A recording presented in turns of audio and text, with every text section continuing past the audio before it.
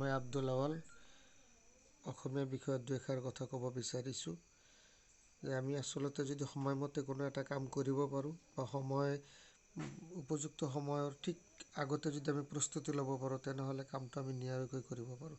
খৰখেদাকৈ কাম কৰিলে কোনো কামত আমি হয়তো ভাল ফল দেখাব নোৱাৰিম।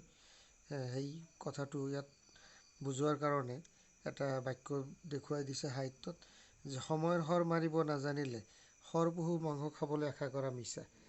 ইয়াত সময়ৰ শৰ আৰু শৰ পহু, এই শৰটো হ'ল ধেনু শৰ, যিটো ধেনুত গুণ লগাই শৰ ব্যৱহাৰ কৰে পহু মৰাৰ কাৰণে, আৰু পহু হ'ল হৰিণা পহু এটা, তাৰ আগত শৰ ব্যৱহাৰ কৰে শৰ পহু। তো ইয়াত কোৱা হৈছে যে এবিধ শৰ হ'ল কাৰ, ইয়াক ধেনুত গুণ লগাই জীৱ জন্তু নিধন কাৰ্যত ব্যৱহাৰ কৰা হয়। শৰ পহু হ'ল এক শ্ৰেণীৰ তীব্ৰবেগী পহু। ইয়াৰ মঙহ খাবলৈ সোৱাদ।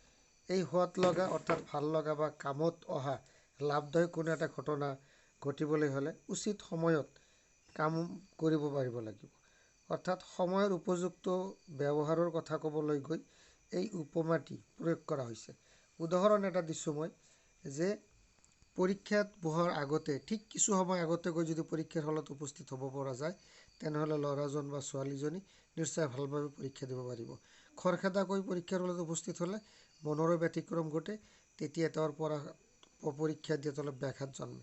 গতিকে মই ক'ব বিচাৰিছোঁ যে প্ৰতিটো ক্ষেত্ৰতেই আমি আগতীয়াকৈ প্ৰস্তুতি লৈ সেই কামত যদি সহযোগিতা কৰোঁ তেনেহ'লে আমি এটা ভাল ফল দেখাব পাৰিম।